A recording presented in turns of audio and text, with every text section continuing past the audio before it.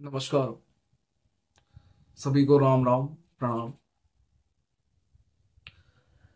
आचार्य चाणक्य हमारे देश के या कहें विश्व के ही सबसे तेज, सबसे नीतिज्ञ राजनीतिक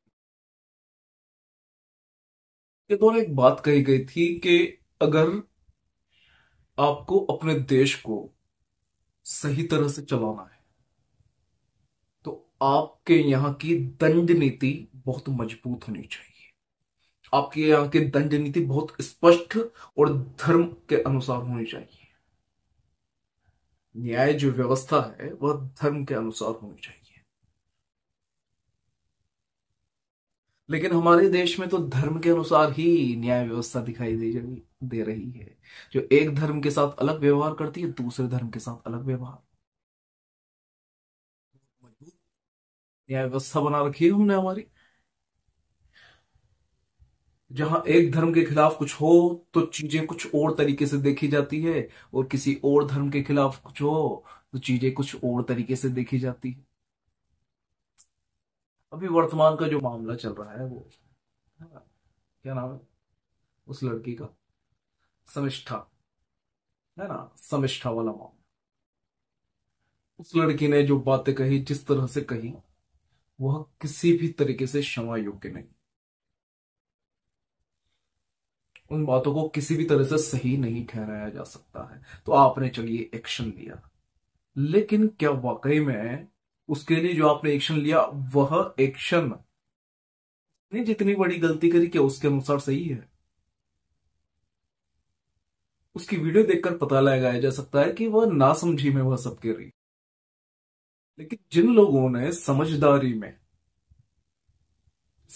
में जो देश के नेता रहे हैं, देश के मुख्यमंत्री हैं, उनके द्वारा होशो हवास में जानबूझकर की गई गलतियां, क्या उनके खिलाफ देश में समान कानून सबके लिए समान है? कहाँ है समान? अगर व्यवहार में समान नहीं दिख रहा है, किस प्रकार से कानून समान है? और दूसरी बात करें शिक्षा। वर्तमान की क्या हमारी शिक्षा हमारे देश के लिए प्रबल नागरिकों को बनाने में सक्षम है, जो शारीरिक, मानसिक और आत्मिक रूप से प्रबल हो? हमारे देश में न दंड नीति मजबूत तरीके से चल रही है, न शिक्षा नीति।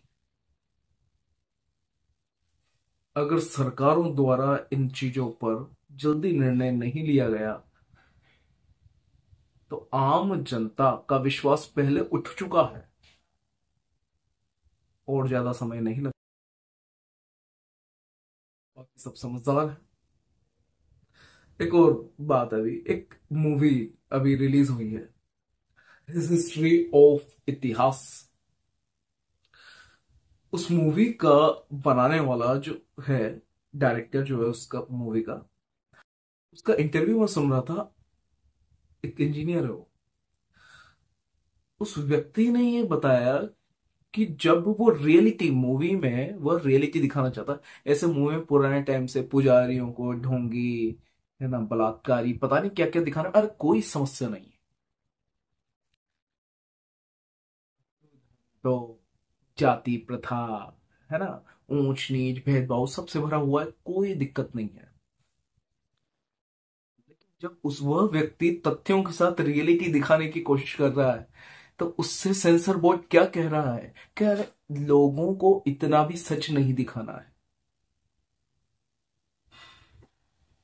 ये सेंसर बोर्ड वाले कह रहे हैं। उसकी मूवी में कुछ गलत ना होते हुए 50 कट डाले गए। क्यों? क्योंकि वह उनके एजेंडा को सूट नहीं करते थे। जब हम रियलिटी से इतनी दूर भागेंगे, रियलिटी को अपनाने में इतने झिझकेंगे, क्या बनेगा भारत? ये भारत वह भारत बनेगा जो वास्तव में था? ये आपको और हमको विचार करना है। जय हिंद, जय भारत। इस वीडियो में मैंने कई प्रश्न आपके सामने छोड़ दिए हैं, विचार कीजिए।